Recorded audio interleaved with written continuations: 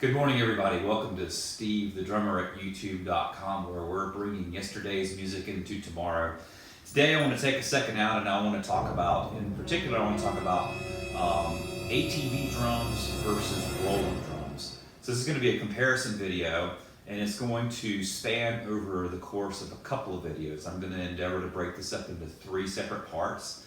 In part one, I'm going to discuss the shells, or the pads, or the basically the drums themselves. In part two, I'm going to discuss the cymbals, and in part three, I'm going to discuss the hardware. So let's get into it. So I'm making a direct comparison between ATV and Roland. Those are the examples that I have here.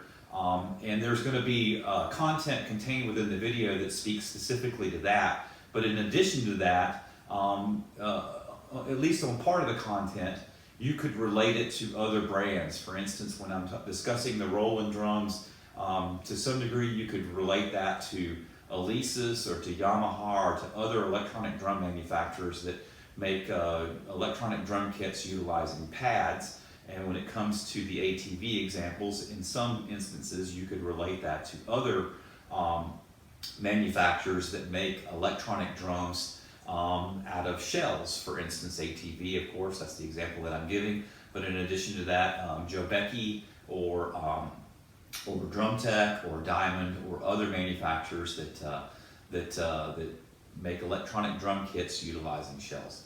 So let's get into it. Part one, we're going to discuss the shells versus the pads. Okay, so first off, obviously this is an opinion video, and this is my opinion, and not to say that my opinion is correct, but I do have some experience playing both the ATV and the Roland products. I started out playing electronic drums a couple of years ago.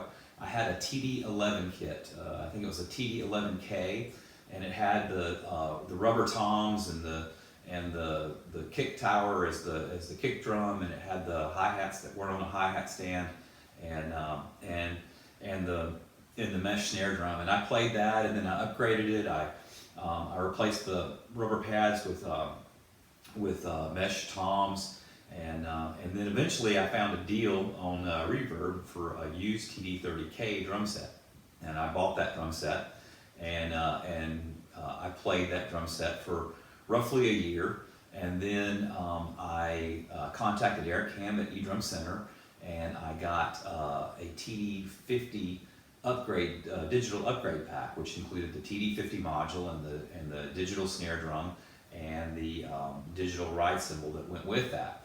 And so that's kind of the history of my experience using Roland products. I've used the TD11, the TD30, and the TD50. Somewhere along the way there, about roughly 9 months to a year ago, I purchased an ATV drum set. My intention with the ATV drum set was to use it for gigging and to have something that looked a little bit more authentic for playing in front of an audience. But at the end of the day, with the ATV drum set, regardless of whether I'm playing the ATV drums or the Roland drums, I always use my TD50 module, my digital snare drum, and my digital ride cymbal, and then I either pair that with the old Roland TD30 drum set or the ATV drum set. So, when it comes to this video, I want to try to look at each of the elements, the shells, the cymbals, and the hardware, and I want to think about four different basic qualities here. I want to think about appearance, I want to think about playability, durability, and just the overall quality. So that's what I'm going to attempt to look at with all the different parts of the drum set. So when you're talking about the Roland versus the ATV drums, the drum shells versus drum pads, I think it's probably appropriate to start with the bass drum, because the bass drum and the snare drum, quite frankly, are going to be the two elements of your kit that you're going to play the most. It's the foundation of the drum set. So let's start off by talking about the bass drum. And so I want to make a comparison. With Roland, they have a pretty wide range of products. They've got the old kick towers. I think there's a KD8 and maybe a KD9 and a KD10. There's different types of kick towers they have. In addition, they've got some larger pads. They've got the KD120 and the KD, I believe, a KD140. Out of this, I've used one of the towers, and I've used the KD120 trigger, and then I switched to a KD18, which is actually a full-size bass drum. It's an 18-inch bass drum, probably about just a little over a year ago. So I want to draw a direct comparison between the KD18 Roland drum, bass drum, and the ATV bass drum, which is an ADK18. Now, looking at both these bass drums, they're both 18 inches. They're both full-size bass drums, but of course 18 inches is more of a jazz size than a rock size. They're very similar products, and yet they're very different as well in terms of the way they actually trigger, and I think that directly relates to their playability.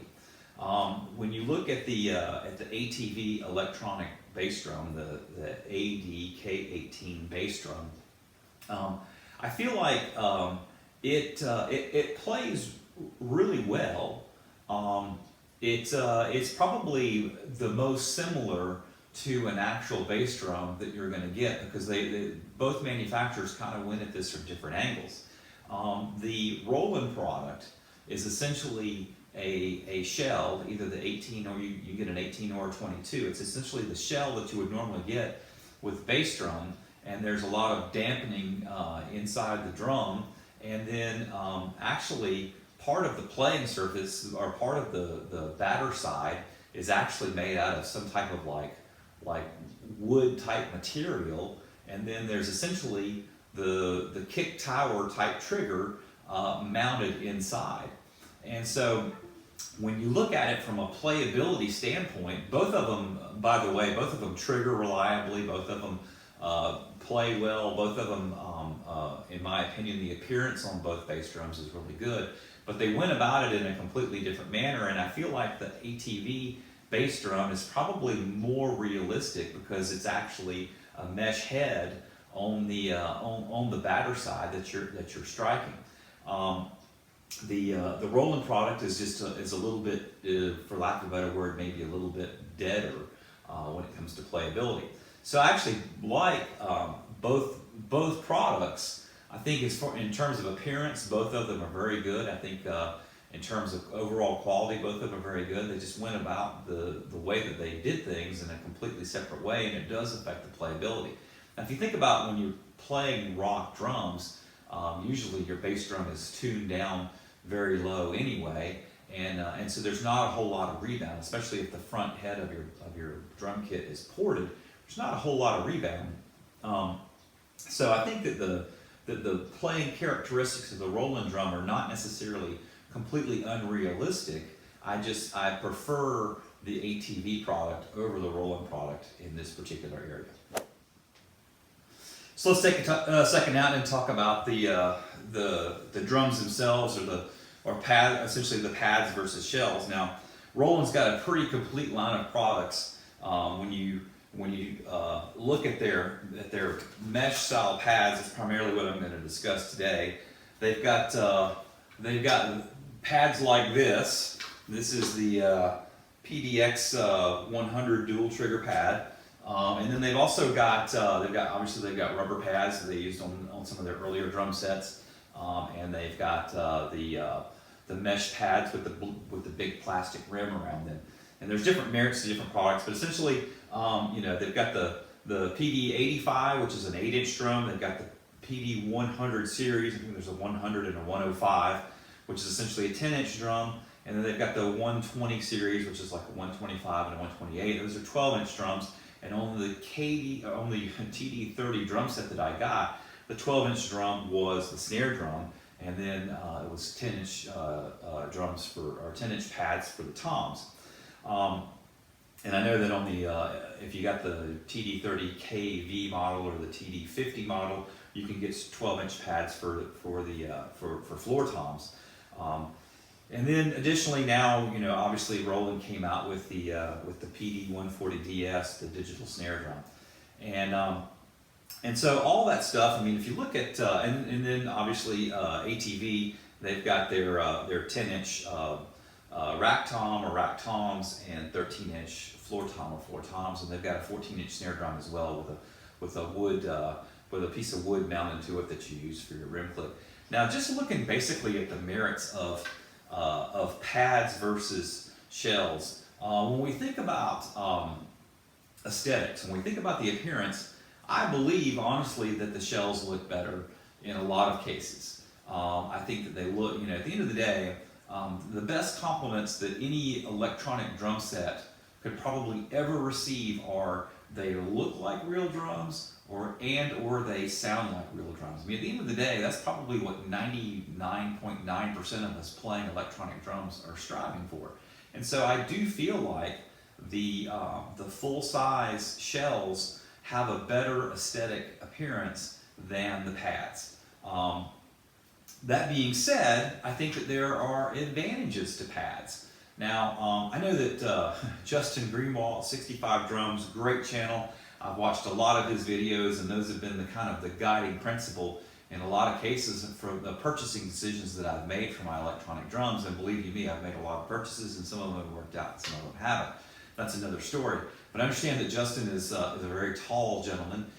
He was 6'5" when he started his channel, hence the term 65 drums. And I think he's younger, so he's actually growing, so he's taller than that now. I, on the other hand, am much more vertically challenged, and this would be my weak attempt at humor. I'm not meaning any disrespect towards anybody, but at one time I was 5'7", and then I'm 5'6", and now I'm actually 5'5.5". So I guess if I were going to rename my channel, it would be 55.5 drums versus 65 drums. Once again, weak attempt at humor. But I say all that to say this. I believe that pads do definitely have a place because based on the thinner profile or the flatter type shell, that actually opens up a lot of possibilities to get equipment closer together than you can with full-size drums. And that's actually one of the things that I do like about the ATV drums, is that even though they're full-size drums, my rack tom is a 10-inch rack tom. And if I were to endeavor to have two rack toms, they would be 10-inch rack toms and 13-inch floor toms versus 12 and 13-inch rack toms and 16 and 18-inch floor toms. For me, for a person of my stature, the smaller sizes actually work better, and pads work even better because I can actually kind of layer things a little bit, and my snare drum can kind of tuck underneath the tom pads, and it gives a more compact playing area. And I think that's something that's really, it's something that's important for me. One of the, in my opinion, one of the most influential electronic drummers is Rick Allen. Everyone knows Rick Allen, Def Leppard, lost an arm, 21 years old, he lost his arm, and he endeavored to continue to play and perform with Def Leppard, and arguably their more successful years have actually come after his accident, after the loss of his arm, with him playing electronic drums versus acoustic drums. Well, why did Rick choose electronic drums versus acoustic drums? I think this is one of the most compelling arguments that could possibly be made. Not only did he lose his left arm and had to play with one arm, but he had also severely dislocated his right shoulder in the accident, and his range of motion was very limited. So that was really a very governing factor in him deciding to use electronic drums. You know, I mean, theoretically, he could have used triggers associated with his pedals to utilize both legs, and just used acoustic drums on the top. But by using electronic drums, he was able to make the footprint of the whole drum set much more compact and easier to get around with his limited range of motion based on his injury. And so I think that's something important for maybe younger players and players that are not necessarily all that tall, like myself, is that with electronic drums in general, and especially with pads, is you can make a much more compact footprint and make your drum set easier to play. So wrapping up part one of the video, the drum shells versus pads, our criteria: appearance, playability, durability, and overall quality. When it comes to appearance, as I said earlier, I believe that the full-size shells do look better than the pads. So I'm going to give appearance, I'm going to say that I believe that the ATV product beats the Roland product, in my opinion. Now, both of them are good quality drums, and this is an opinion, and it's you know, take that as you will. The next area, playability. I think that both manufacturers make a really good product, and they're both very playable. The one thing I'll say about the ATV drums is for their toms and for their snare drum is they have actually 3 triggers inside the shell versus 1 trigger, and what that is designed to do is to give more even triggering and less issues or no issues with hot spotting. And I've got to say that when I played my Roland TD50 drum set with a PD125, I think it is, snare drum, I did have issues with hot spots on that snare drum. And so I do believe, and you know, even using it as toms, there is the greater potential for hot spotting based on the way the triggering is set up. So, but you know, then again, I look at the digital snare drum by Roland, and I think that is probably one of the best drum pads that has been manufactured to date. So on playability, I'm going to give that one also to ATV. I believe that based on their more advanced triggering system at this point compared to what Roland has put out, with the exception of the snare drum, I believe that playability is slightly better with the ATV drum set, and also, you know, considering the bass drum, I think is more authentic than the KD 180 or the KD 220, basically the 18-inch or the 22-inch verse products from Roland. Next up, durability. Durability is a little bit suspect at this point because I've only been playing the ATV drums for roughly 9 months. I don't have as much time playing ATV products as I do playing Roland products, but I have run into a handful of durability issues with various ATV products, and I will get into that as the video series progresses. But I've never had any issues with any Roland product ever breaking, and I would say that if you ever buy anything off the used market, definitely make sure it's a Roland product. So when it comes to durability, I would give that one to Roland, and when it comes to overall quality and workmanship, I believe that both manufacturers put out an excellent product. That being said, based on the fact that Roland has been around longer, I think that they may be a little bit more tried and true, whereas ATV is the new kid on the block. So they both put out great products overall, quality-wise. Once again, I would give appearance to ATV, I would give playability to ATV, and I would give durability to Roland. If you like the video, please stop back by. As I said, there's going to be a part 2 and a part 3, and we're going to discuss ATV cymbals versus Roland cymbals, and we're going to discuss hardware. We're going to basically, with that, we're going to be looking at stands versus racks. Thanks for watching, and you guys have a great day.